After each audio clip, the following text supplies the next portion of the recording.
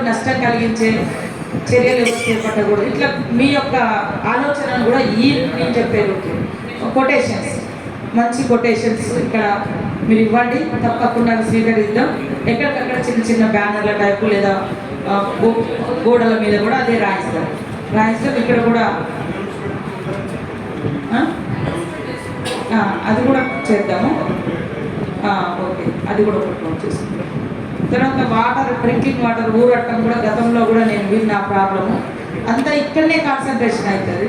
కాబట్టి చుట్టుపక్కల 10 కిలోమీటర్ల దూరం వరకు ఏ ప్రాబ్లం లేకుండా మనం చూసుకోవాలి. నార్లాపురం కానీ అటు వెంగళాపురం వరకు, అటు ప్రాజెక్ట్ నగర్ వరకు, అవసరమైతే మెయిన్ రోడ్ మీద కూడా తాడుబాయి నుంచి కామారం నుంచి ములుగు అవతలి వరకు కూడా డ్రింకింగ్ వాటరు, తర్వాత ఈ రోడ్స్ ఇట్లాంటివి కూడా చూసుకోవాలి. ముఖ్యంగా నేషనల్ హైవే మీద 2-3 డ్యామేజెస్ ఉన్నాయి. వాటిని తొందరగా గుర్తించి వాటిని సాల్వ్ చేసుకుంటే బాగుంటుంది. ఎందుకంటే ఆ టైంలో మనం బస్సులు డైవర్ట్ చేయలేము. అదే కాకుండా ఇంకా ఈ వైజంక్షన్ నుంచి కూడా ఈ లోపలికి, ఎందుకంటే జాతర నిండుగా ఉంటేనే నిండినట్టు ఉంటుంది. జనాలు బాగా వస్తున్నారు కానీ ఎక్కడెక్కడో ఉంటున్నారు. ఈ ఏరియా సర్వే కానీ పైనుంచి వచ్చేటువంటి వాళ్ళు చూసినప్పుడు ఇక్కడిక్కడ ఖాళీ కనబడుతుంది ఒక్కొక్క. కాబట్టి వీలైనంత వరకు ఫస్ట్ డే, సెకండ్ డే ఇక్కడ వరకు నింపేసుకొని వాళ్ళు మళ్ళీ రిటర్న్ వెళ్ళడానికి ఏం చేస్తే బాగుంటుందో కూడా మీరు ఏదైనా రూటు జస్ట్ మనం ఏదైనా మట్టితో లేకుంటే ఉన్నదాన్ని ఏదైనా రోలర్ పెట్టి కొంచెం రూట్ చేసి పోకుండా అయిపోతుంది. బయటికి పోతే కష్టం, బయటికి మళ్ళీ ఇంటికి రాలేనటువంటి పరిస్థితి ఉంది. ఏదన్నా ఎన్ని ఇళ్ళు ఉన్నాయి వాళ్ళు అన్నీ ఒకసారి మీకు ఆధార్ కార్డు ఏదైనా చూస్తే తెలిసిపోతుంది. కాబట్టి దాని ద్వారా ఒకటి అది తీసుకొస్తే బాగుంటుంది. ఫ్రీ ప్లాస్టిక్ కూడా మరి దాని మీద కాన్సన్ట్రేషన్ చేద్దాం.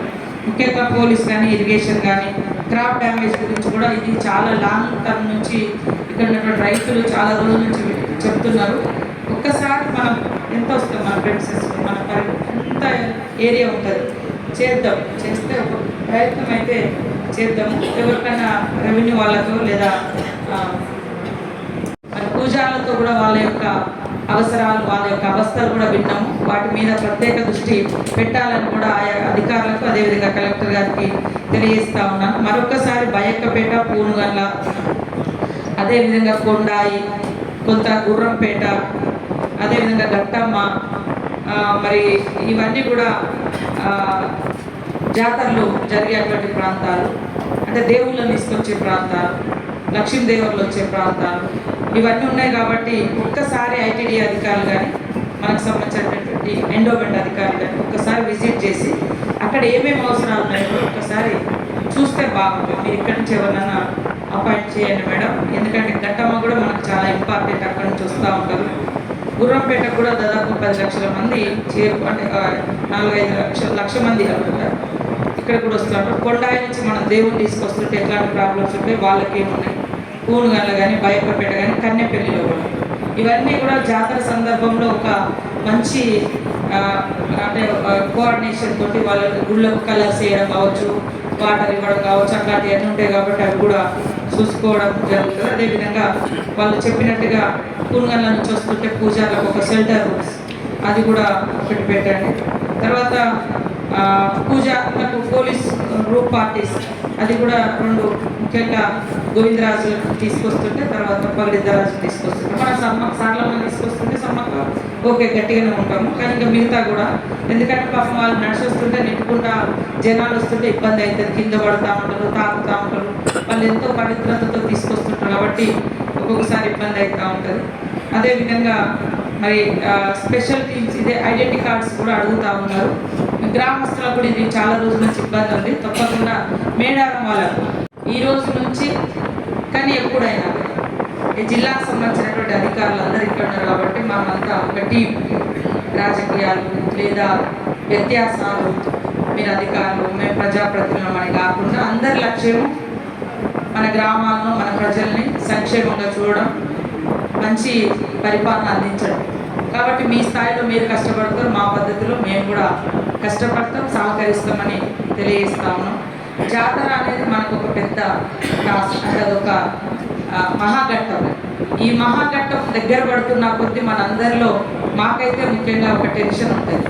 ఈరోజు అనే కాదు, మరి ఆ తల్లుల బిడ్డలుగా నేను ఎప్పటి నుంచో చిన్నతనం నుంచి నా పుట్టెంటుకల నుంచి ఇప్పటి వరకు వస్తూనే ఉన్నాం జాతర ప్రతి సందర్భంలో. కొన్ని రోజులు అడవుల్లో ఉన్నప్పుడు తప్ప మిగతా టైం ఏ రోజు కూడా జాతర మిస్ కాలేదు.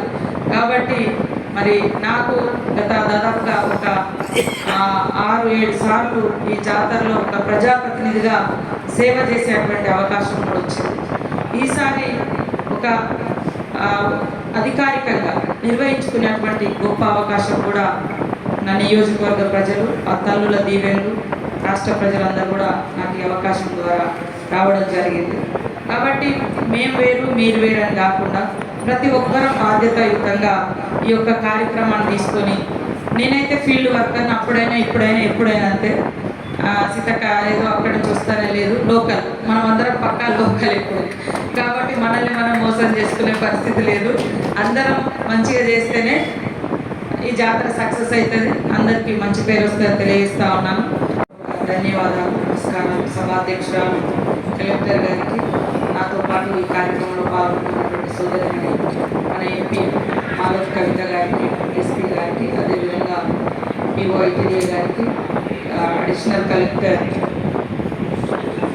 శ్రీజ గారికి, మన జిల్లా పరిషత్ చైర్పర్సన్ గారికి, అదేవిధంగా గ్రంథాలయ చైర్మన్ గోవింద్ నాయక్ గారికి, మన సర్పంచ్ గారికి, మరి ఓఎస్డీ గారికి, 2 ఏఎస్పీలకు,